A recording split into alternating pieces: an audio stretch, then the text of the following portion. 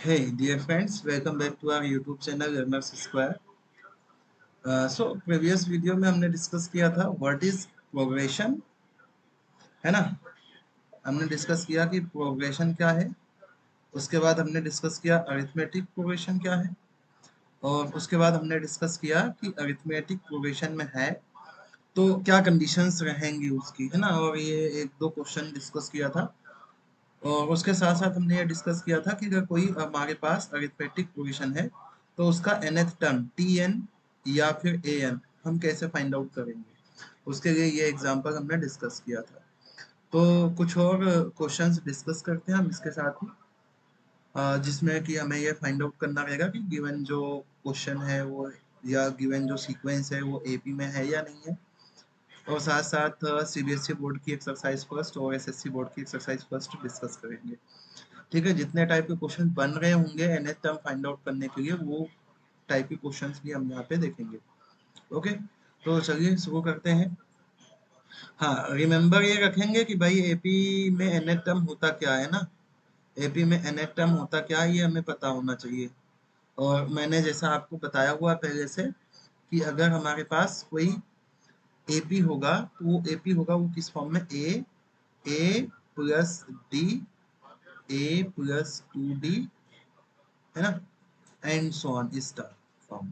और जो T N होगा यानी कि जो ए एन होगा एन टर्म होगा, वो हम कैसे फाइंड आउट करेंगे, वो हम फाइंड आउट करेंगे a plus n minus one into d से, where a will be the first term, जिसे हम क्या बोलेंगे, फर्स्ट टर्म बोलेंगे। और ये जो डी है ये क्या कहलाएगा, ये कहलाएगा कॉमन डिफरेंस। ओके, और ये एन जो रहेगा वो नंबर ऑफ टर्म रहेगा। सिंपल सी बात है। ठीक है, कौन से नंबर का टर्म हम पता करने जा रहे हैं।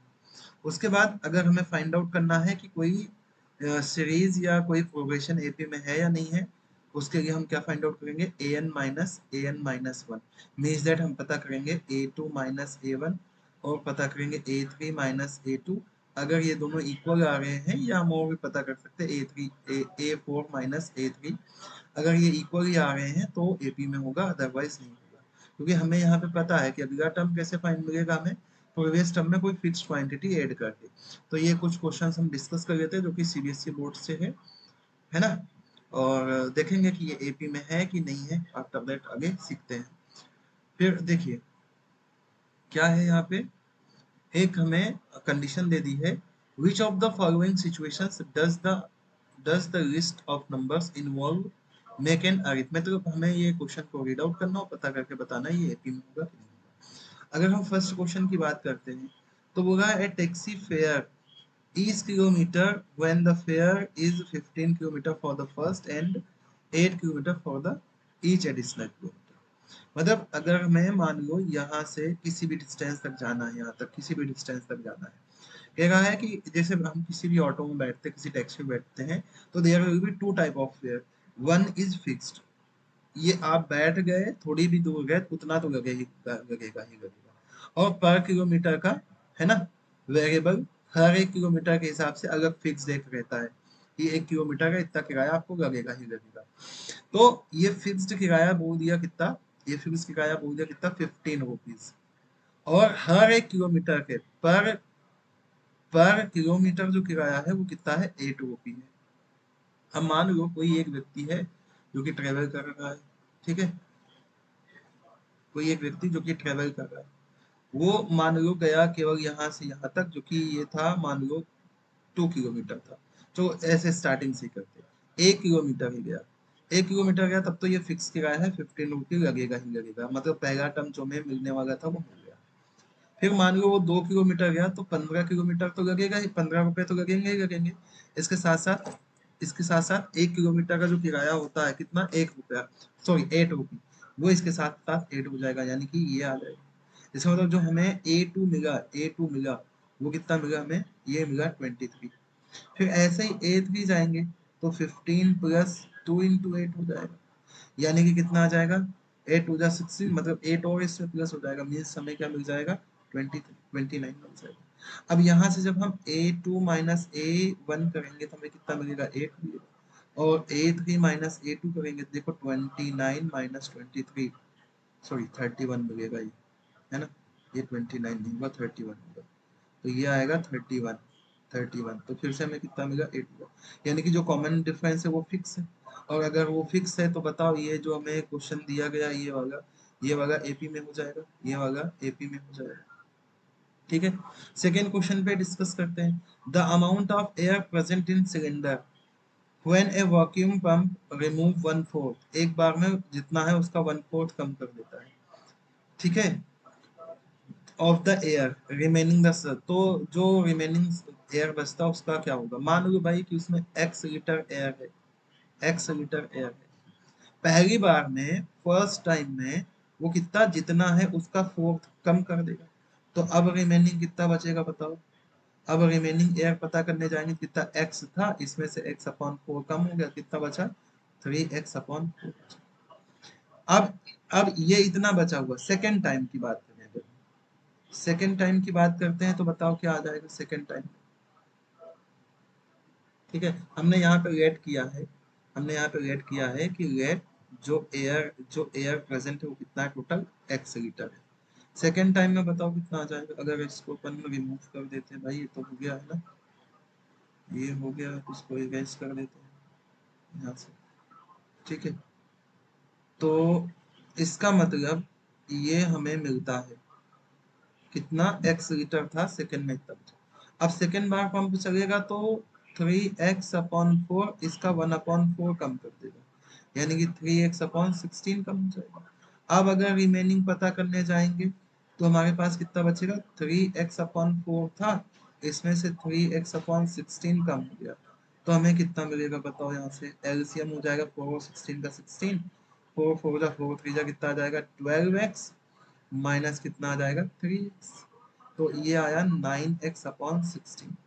मीन्स दैट इस वाली सिचुएशन में हमारे पास जो A1 की वैल्यू आई वो थी x, मतलब इनिशियल में इतने लीटर था।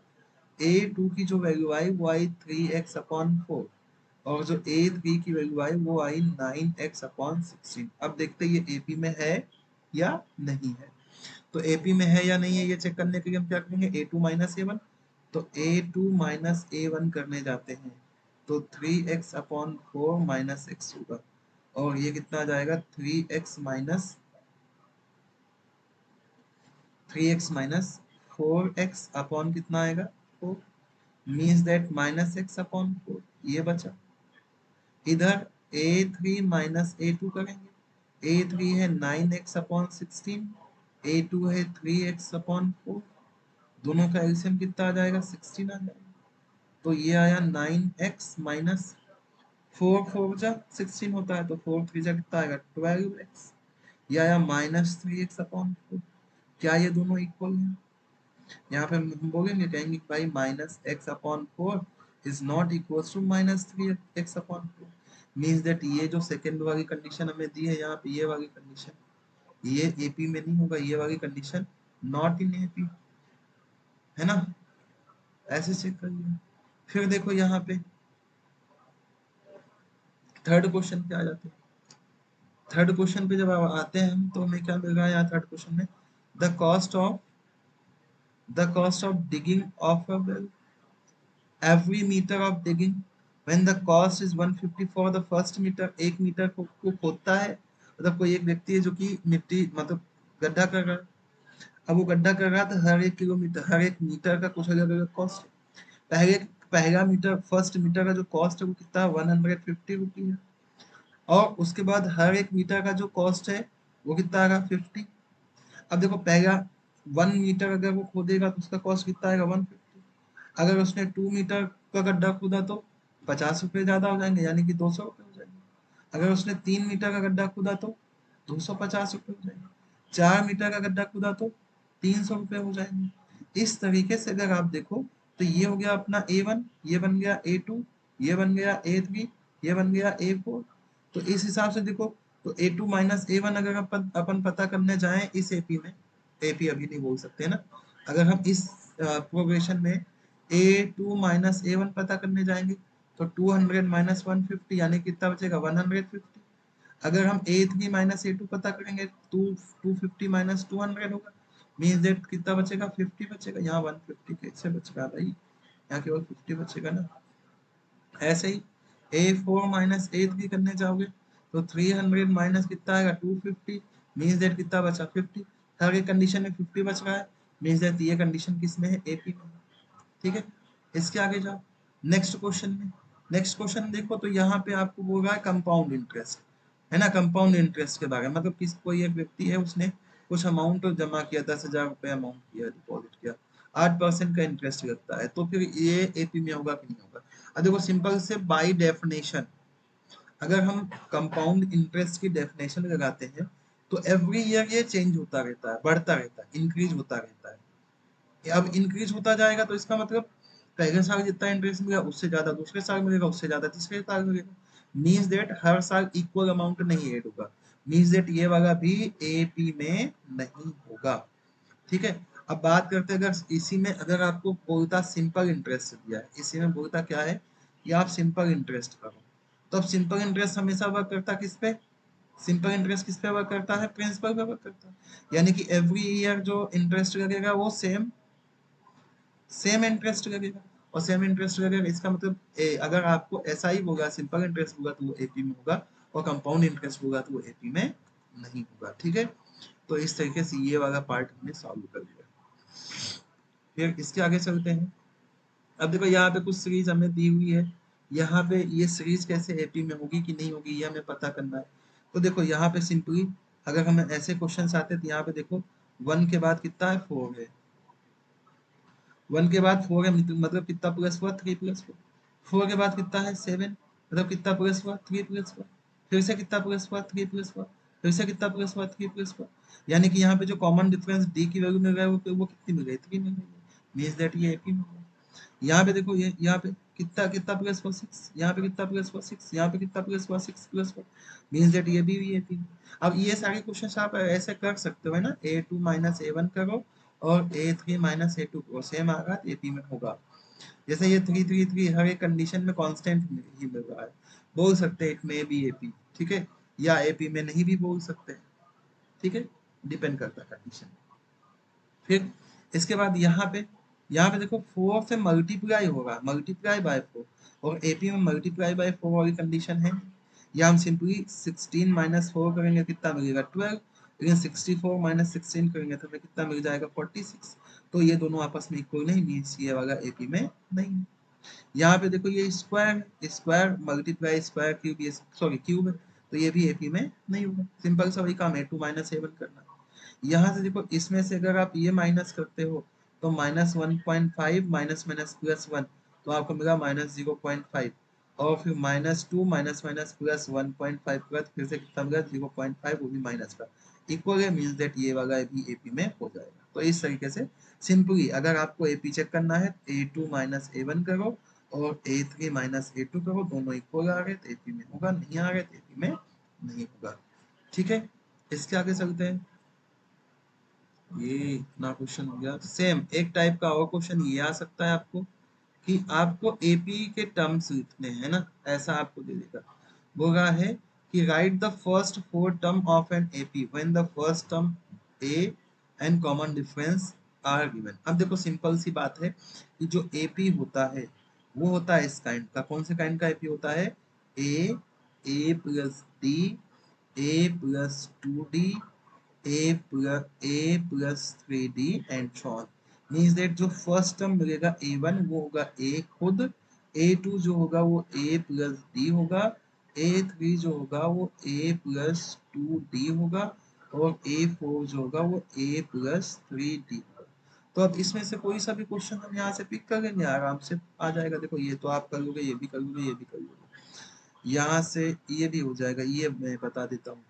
तो ए कितना हो गया इसका बताओ, माइनस में 1.25 हो गया, ए प्लस डी यानी कि माइनस में 1.25, और प्लस माइनस माइनस हो जाएगा तो कितना मिलेगा आपको, माइनस में 0.25। तो आपके पास ये आंसर कितना आ जाएगा बताओ फटाफट, दोनों प्लस हुए तो ये आ जाएगा आपको कितना, माइनस में ही 1.50। अब प्लस थर्ड टर्म माइनस में 1.25, अब 2 से मल्टीप्लाई हो जाएगा तो माइनस में कितना हो जाएगा 5, 0.5, यानी कि ये हमें कितना माइनस में 2.0 मिलेगा। फिर ऐसे ही माइनस में 1.25, 3 से मल्टीप्लाई होगा माइनस में 0.75 होगा, ये प्लस होगा तो कितना आ जाएगा माइनस में 2.25। तो इस तरीके से हमें फोर्थ टर्म मिल गया। ऐसे इसमें से बाकी ये जो 3-4 स्टार्टिंग में ये भी इसी तरीके से फाइंड आउट कर सकते हैं। ठीक है, इसके आगे चलते हैं। इसके आगे चलते हैं कुछ nth टर्म फाइंड आउट करने वाले क्वेश्चन हम सॉल्व कर लेते हैं, या आपको ये भी उसी तरीके का क्वेश्चन है, ये भी हो जाएगा, है ना। जैसे हम बात करें यहाँ से कोई सा भी क्वेश्चन ले लो। जैसे हमने यहाँ पे या मान लो भाई ये अपॉन वाला ले लेते हैं, थर्ड क्वेश्चन ले लेते हैं। ए की वैल्यू दी कितनी -1 और डी की वैल्यू दी कितनी -1.2। अब चाहो तो आप इसे इसे ऐसा भी लिख सकते हो, 0.5 भी लिख सकते हो माइनस में, तो थोड़ा और आसानी हो जाएगा। तो फटाक से ए कितना आ गया -1 आ गया, ए प्लस डी कितना आ जाएगा -1 -0.5, यानी कितना आ गया -1.5। ये तो वैसा का वैसा ही क्वेश्चन हो गया। प्लस में कितना 2d, 2 टाइम प्लस होगा -1 यानी कि -2। फिर a -3d आ जाएगा, तो ये कितना आ जाएगा अपने पास -1 माइनस कितना 1.5 मींस दैट -2.5। ऐसा ही अगर अपन मान लो फोर्थ वाला क्वेश्चन ले लेते हैं, a की वैल्यू हमें दे दी है 8 और d की वैल्यू दे दी है -5। तो देखो फर्स्ट टर्म तो हमें मिल गया कितना 8, second term a plus D होता है तो कितना आ जाएगा 8 माइनस में 5 यानी कितना आ गया 3। सेकेंड थर्ड टर्म कितना होता है a प्लस 2b, तो कितना 8 माइनस 5 टू जा कितना 10 आ गया, तो माइनस में 2 आ गया।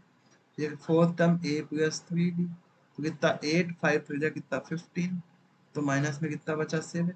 तो यानी कि जो फर्स्ट फोर टर्म मिले वो कितने मिले 8 3 -2 -7 एंड सो ऑन, ये बन जाएगा आपका। ठीक है, तो ये कुछ क्वेश्चंस हो गए अपने पास सॉल्व। अब देखो हमने पढ़ा था nth टर्म फाइंड आउट करने का फॉर्मूला, है ना। nth टर्म फाइंड आउट करने का फॉर्मूला कि a n से डिनोट करे या t n से डिनोट करे, दोनों ही कंडीशन में nth टर्म जो होगा a plus n minus 1 into कितना होगा t होगा। तो इस पे बेस्ड कुछ स्पेशल टाइप के क्वेश्चन अपन डिस्कस कर लेते हैं पहले। ठीक है, तो पहला जो टाइप है क्वेश्चन का वो आएगा ये एग्जाम्पल नंबर 1 हमारा। अब यहाँ पे क्या होगा, सिंपल सा हमें दे दिया है कि फाइंड टी एन, यानी कि nth टर्म पता करके आपको बताना है, nth टर्म पता करके आपको बताना है जहां पे, और उसके बाद होगा है 30th टर्म भी पता करना है, और हमें एक एपी दे दी। एपी क्या दी हमें 3 दी 8 13 18 एंड सो ऑन। देखो सिंपल सी बात है, अगर आपको कहीं पे सीरीज बताना होता है या फिर कहीं पे आपको एपी लिखना है तो you have to write minimum 3 terms, कम से कम 3 टर्म लिखना रहेगा। ठीक है, तो पिछले क्वेश्चन में भी देखो 4 टर्म लिखने का बोला था, मतलब मिनिमम 3 तो लिखना है, 4-5 आप लिख सकते हो। तो इस क्वेश्चन में देखो एपी दिया तो 4 टर्म आपको दे दिया। तो यहाँ से सबसे पहले हम पता करते हैं, देखो कोई भी क्वेश्चन रहता है तो यहाँ पे हम लिख देते हैं ऐसे गिवन गिवन एपी ऐसा। फिर यहाँ से हमें here here a equal to कितना मिल जाएगा हमें, या हम चाहें तो यहाँ पे पहले और भी ऐसा लिख सकते हैं, पूरा सिस्टमेटिक कैसे आपको एग्जाम में लिखना है। तो सबसे पहले हम क्या लिखेंगे, टू फाइन, क्या हमें फाइन करके बताना है, एग्जाम में हमें ऐसा लिखना होता है। ठीक है, टू फाइन क्या पता करना है, पहला तो टी एन पता करना है, फिर क्या पता करना है हमें T30 पता करना है। देखो आपको अगर नहीं रहा यहाँ पे टी एन पता कर चल गया, एन की जगह पे 30 कर दिया तो काम बन गया। यानी कि अगर आपने टी एन पता कर लिया तो हमारे पास T30 बहुत इजीली मिल जाएगा। अब नाउ यहाँ से आते हैं सीरीज पे, ए की वैल्यू जो पहला टर्म होता है वही ए होता है, यानी कि 3 हो गया। डी की वैल्यू कॉमन डिफरेंस हमेशा हम सॉल्व करके निकालेंगे, 8 माइनस 3 यानी कि कितना आ गया 5।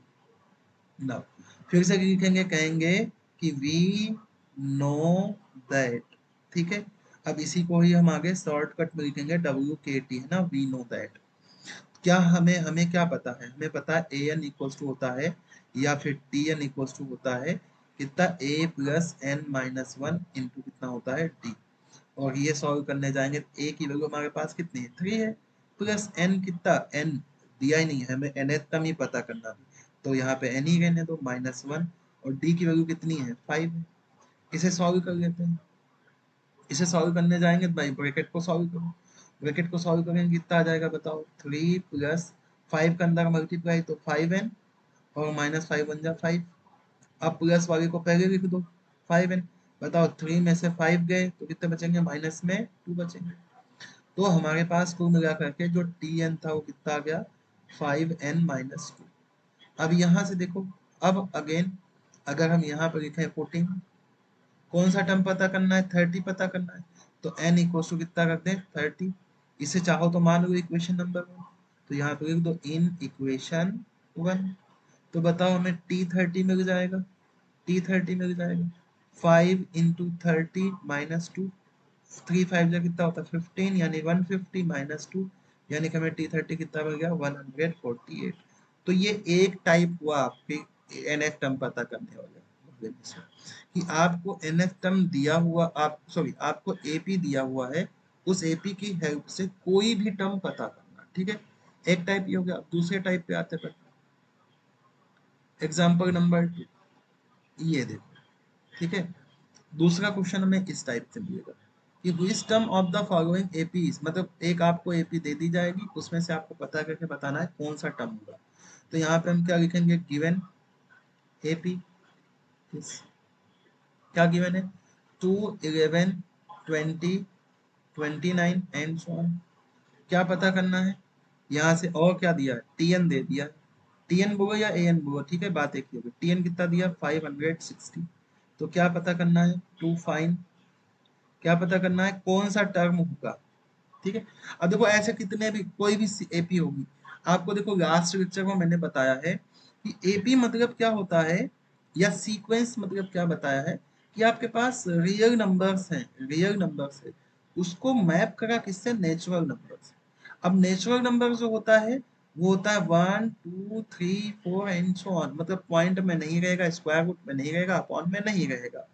तो यानी कि ये जो n की वैल्यू आने वाली है, ये n की वैल्यू हमेशा n की वैल्यू क्या होगी, नेचुरल नंबर होगी। n belongs to set of natural number. ठीक है, तो हम ऐसे क्वेश्चन को सॉल्व करेंगे।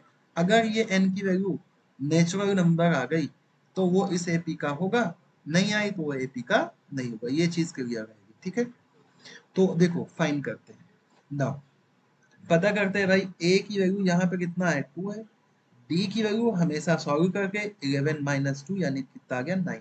आप चाहो तो आगे भी लिख सकते हो भाई, 20-11 भी कर सकते हो, यहाँ से भी आपको 9 ही मिलेगा। ठीक है, आगे बढ़ते हैं। आगे बढ़ते फिर से वही वाला काम कहेंगे कि हम जानते हैं, क्योंकि हम ज्ञानी हैं, क्या जानते हैं, ए एन या फिर टी एन इक्वल टू कितना होता है, इक्वल टू होता है a plus n minus 1 into d. तो यहाँ से tn कितना है 560 है। a की वैल्यू कितनी है हमारे पास, a की वैल्यू है 2, प्लस n पता करके बताना है, d कितना है 9। अब देखो यहाँ से 2 को इधर भेज दो तो 560 minus 2 equal to 9 into n minus 1।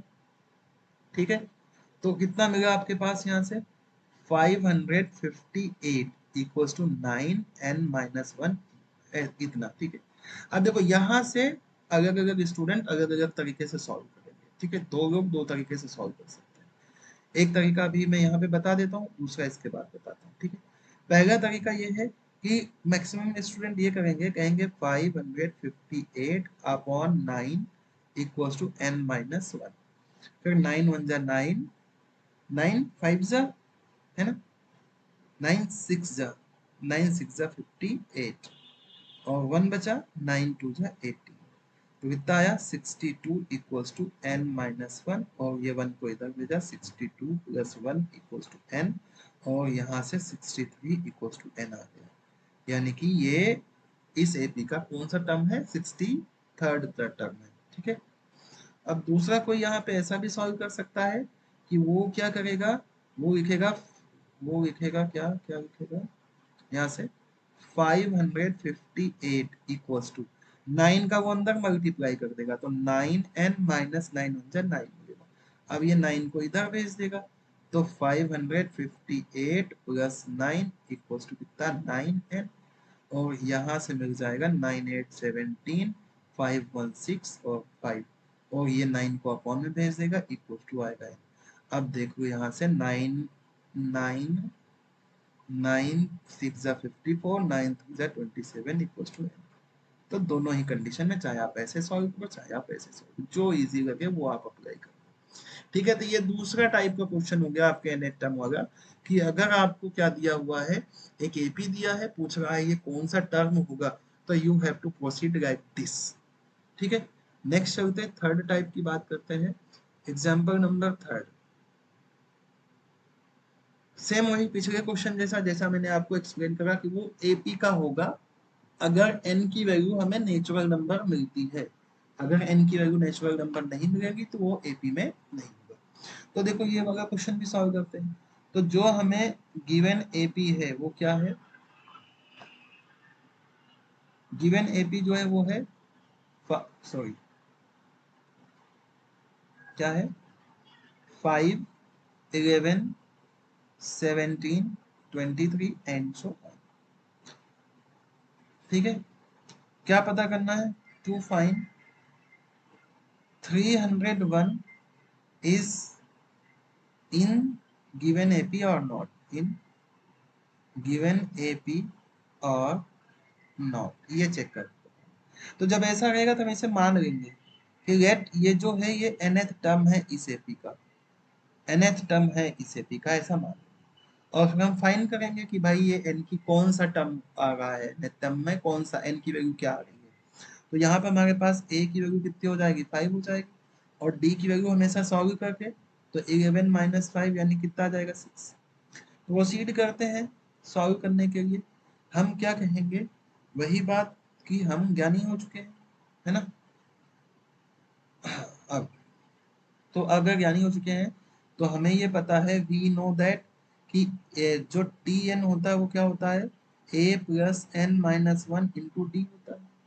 T N की वैल्यू कितनी है हमारे पास, 301 है, 5 यहाँ पे है ना, ए की वैल्यू 5 है, प्लस एन पता करना है और डी की वैल्यू 6 है, 5 उधर गया तो 301 माइनस 5 इक्वल्स टू कितना, 6 इंटू एन माइनस 1। ठीक है, तो यहाँ से कितना बचेगा, 3 तो बचेगा नहीं, 296 बचेगा ना, 296 इक्वल्स टू 6 और एन माइनस 1। अब यहाँ से देखो, पहले पिछले मैं बता दिया, दो तरीके से सॉल्व कर सकते हैं।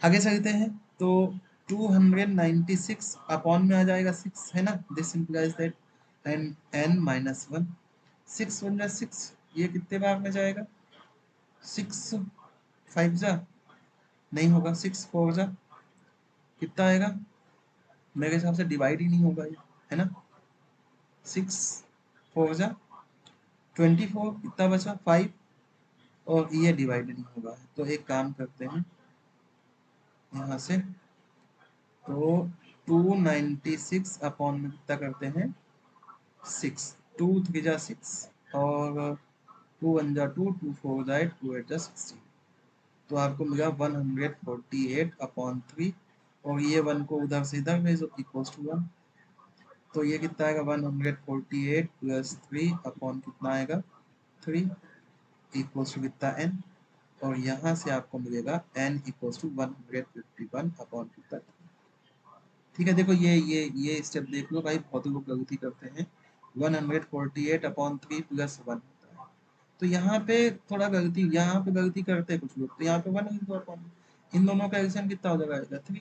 नहीं तो सिंपल समझो कि अगर आपको ऐसा दिया है ना, अगर ऐसा दिया है प्लस करना या माइनस करना, इसका मल्टीप्लाई यहाँ हो जाएगा और ये अपॉन में आ जाएगा। ठीक है, तो ये है, अब ये देखो 3 से डिवाइड नहीं होगा, फ्रैक्शन आ गया, है ना, ये फ्रैक्शन आ गया, यानी कि n की वैल्यू नेचुरल नंबर नहीं मिली, तो हम यहाँ से बोल सकते हैं therefore 301 is not any term, not any term in the given AP. ठीक है, तो ये क्वेश्चन तीसरे टाइप का सॉल्व हो गया। नेक्स्ट चलते हैं, फोर्थ टाइप का क्वेश्चन सॉल्व करते हैं भाई। हाँ, बहुत अच्छा क्वेश्चन है, एग्जाम में पूछा जाता है। अच्छा, एक चीज और बता देता हूँ यहाँ पे, ये जब वाला जो क्वेश्चन सॉल्व करता है सेकंड एग्जाम्पल, कई बार क्या होता है कि बहुत सारे स्टूडेंट इसको सॉल्व करते हैं, यहाँ से फाइंड आउट कर लिया n minus one equal to 62, ठीक है, और वो यहीं पे कैलकुलेशन को स्टॉप कर देते हैं, क्योंकि ये सही ना है, 62 टर्म थोड़ी, ये तो n माइनस वन की वैल्यू है ना। आपको यहाँ ध्यान रखना, यहाँ तक आओ, रुको और फिर सोचो, फिर आप इसको सॉल्व करो कि हाँ यहाँ से n की वैल्यू कितनी आएगी 63। ठीक है, तो ये गलती नहीं करना है। तो अब आते हैं फोर्थ टाइप के क्वेश्चन। अब यहाँ से आपको डिविजिबल बाय 4 या मल्टीपल ऑफ 4 ऐसा कुछ रहेगा। How many two digit number. तो अगर हम इस क्वेश्चन को सॉल्व करने जाते हैं तो सबसे पहले हमें ये टू डिजिट के नंबर 10 से स्टार्ट होते हैं, कहाँ तक जाते हैं 99 तक जाते हैं, ऐसे हम लिखेंगे। ठीक है, 10 से टू डिजिट स्टार्ट होता है और 99 तक जाता है। अब क्या होगा डिविजिबल बाय 4, तो यहीं से स्टार्ट करेंगे। क्या ये 10 डिवाइड होता है 4 से? तो 4 टू जा 8, 2 रिमाइंडर बच गया, नहीं होता है, यानी कि 10 नहीं आएगा। इसके बाद होगा कितना रिमाइंडर बचेगा 2, 10 में 2 प्लस कर दो, तो 10 में 2 प्लस कर कितना आया 12, यानी कि पहला जो टर्म मिलेगा आपको क्या मिलेगा 12 मिलेगा। इसी तरीके से सॉल्व करना है। ठीक है, लास्ट में जाओ 99, क्या 99 4 से डिविजिबल है? तो 4 टू जा 8, कितना बचा 1, 9, 4 4 जा 16, कितना बच गया 3, नहीं डिविजिबल है। 3 रिमाइंडर, 3 कम कर दो, 3 कम करोगे कितना मिलेगा 96। ठीक है, यानी कि आपको ये जो एपी मिल रहा है 12 से स्टार्ट हो रहा है, अगला 4 से डिविजिबल कितना आएगा 16, फिर कितना 20 एंड सो ऑन, कहाँ तक जा रहा है 96। We have to find that how many number are divisible by 4 from 12 to 96। ठीक है, तो हियर यहाँ पर हमारे पास a की वैल्यू कितनी हो गई 12 हो गई, d की वैल्यू वही, जनरली ऐसा रहेगा तो जिससे डिविजिबल होगा है वही हो जाएगा, नहीं तो हम यहाँ से सॉल्व करके फाइंड आउट कर लेंगे, है ना। और tn लास्ट वाला टर्म कितना 96, हमें क्या पता करना है टू फाइंड n कितना होगा। तो हम कहेंगे हम जानते हैं कितना tn जो होता है, जो tn होता है वो होता है a plus n minus 1 into d. तो tn की जगह पे 96 इक्वल्स टू कितना 12 equals to sorry equals to यहाँ पे कहाँ दो दो इक्वल्स टू है, जाओ भाई जाओ जाओ जाओ जाओ जाओ जाओ जाओ जाओ, n माइनस 1 इंटू डी की जगह पे कितना आ जाएगा अपने पास 4। अब यहाँ से देखो 96 minus 12 equals to n minus 1 into 4। ठीक है, ये कितना बचा 6 में से सॉरी सॉरी 88 क्यों निकाला, 6 में से 2 गए तो 4 और 9 में से 1 गए तो 8, अपॉन में 4 भेज दो इक्वल्स टू इंटू कितना n माइनस 1, तो 4 टू जा 4 बन जा, तो n माइनस 1 की वैल्यू होगी 21, तो n की वैल्यू कितनी हो जाएगी 22, यानी कि टू डिजिट नंबर जो कि 4 से डिविजिबल होंगे कितने होंगे 22 होंगे। There are 22 numbers divisible by 4। ठीक है, ये इतने अपन ने क्वेश्चंस कर लिए। ये 4 टाइप के क्वेश्चंस हो सकते हैं। एक और क्वेश्चन में तो कोशिश करता हूँ ना, एक और क्वेश्चन करवाता हूँ।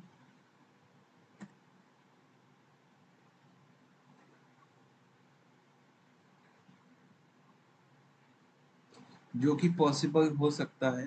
देखो ये एक क्वेश्चन थोड़ा सा जूम कर देते हैं ना, जिससे विजिबल रहे इधर इधर इधर। ठीक है, देखो एक फिफ्थ टाइप का क्वेश्चन ये बोल रहा है कि the 10th term of an AP, the 10th term and 18th term of AP are 25 and 41 respectively, then find 30th term of the AP. Similarly, nth term is 99, then find the value of n। मतलब ये दो तीन question mix हो गए इसमें। तो क्या क्या गिवन है सबसे पहले वो गिवन, थोड़ा सा जूम आउट कर देते अपन है ना, ये क्योंकि लाइन्स बहुत ज्यादा बड़ी हो गई, इसको बड़ा नहीं कर सकते क्या, ऐसा ही कर सकते हैं इसको, बस ऐसा नहीं कर सकते,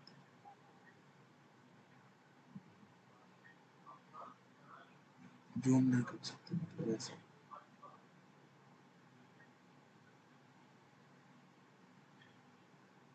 यहाँ से हो जाएगा ना।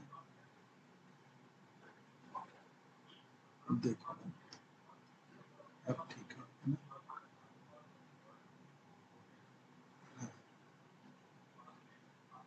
ना।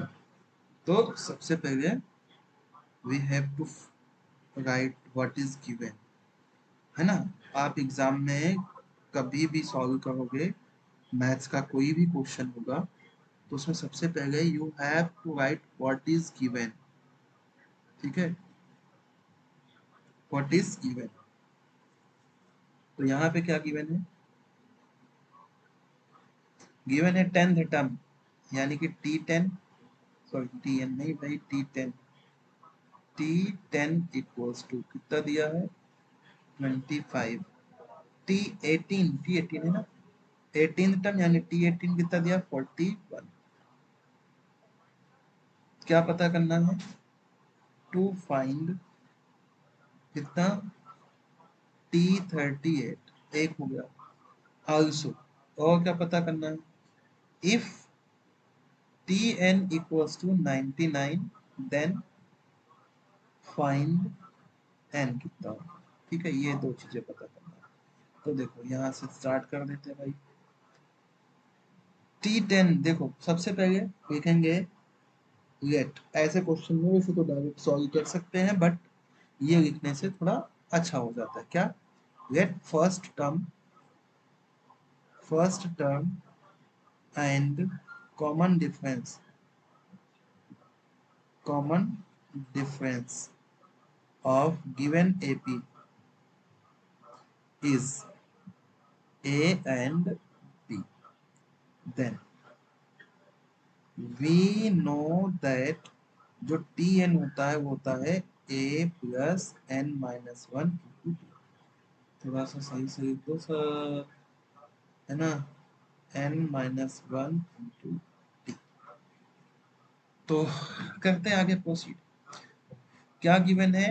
T10, T10 इक्वल्स टू कितना हो जाएगा? Therefore A plus 10 minus one into T. T10 कितना दिया है? 25। तो A प्लस 9 में से 1 गया, 10 में से 1 गया, 9 और D means that we have an equation A plus 9D equals to 25। इसे मान लेंगे इक्वेशन नंबर। फिर सेकेंड कंडीशन में जाएंगे, एंड T कितना दिया? 18। तो ये आएगा A plus 18 minus one into T. तो ये कितना दिया है? ये हमें दिया है कितना? 41। 41 equals to A plus 17D। और इसे सॉल्व कर लेते हैं, क्या मिल जाएगा? 41 यानी कि A plus 17D equals to 41। ये हुआ इक्वेशन नंबर। तो जब भी हमें इस तरीके का क्वेश्चन दिया रहेगा, तो ऐसे ही प्रोसीड करना है और ऐसे दो इक्वेशन बना लेने हैं। अब ये दो इक्वेशन वही हो गए अपने linear equation in two variable वाले, है ना, pair of linear equation in two variable वाले। तो ऐसे हमें दो इक्वेशन मिल जाएंगे। ठीक है, तो अब आगे क्या करना है?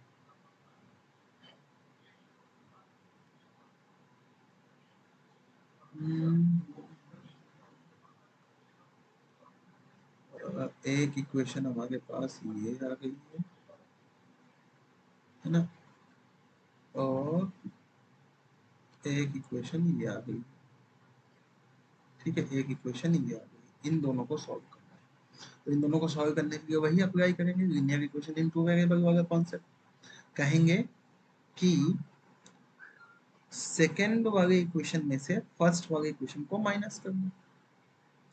तो सेकेंड वाला इक्वेशन है A plus 17D equals to 41। और फर्स्ट वाला इक्वेशन है A plus 9D equals to कितना? 25। ठीक है, कर देते हैं माइनस, है ना। ये माइनस ये भी माइनस, तो ये कैंसिल हो गया। ये कितना बचेगा? 8 बचेगा क्या, और ये 16 बचेगा, है ना। 11 में से 5 गया 6 और 3 में से 2 गया तो 1।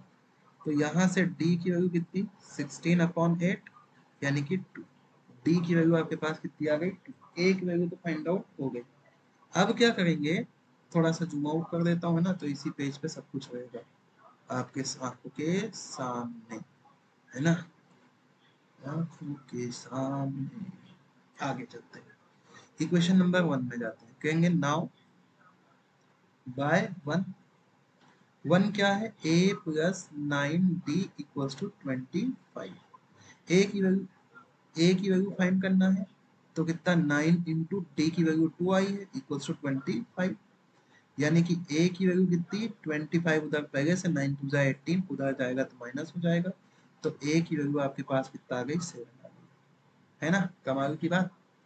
ए पता और क्या पता, डी पता, ए की वैल्यू आ गई 7 और डी की वैल्यू कितनी आ गई 2 आ गई। अब आते हैं अगले पार्ट में, है ना, क्या T38 पता करना है। देयरफॉर T38 इक्वल्स टू कितना होगा, a plus 38 minus 1 into d. A की वैल्यू कितनी है हमारे पास 7 प्लस 37 इंटू डी यानी कि 2, तो 7 प्लस 7 टू जा कितना आ जाएगा 14 से, और 2 3 जा 6 1 7, दोनों को प्लस कर दो तो कितना आ जाएगा 81 आ जाएगा। तो ये हो गया आपका कितना T38।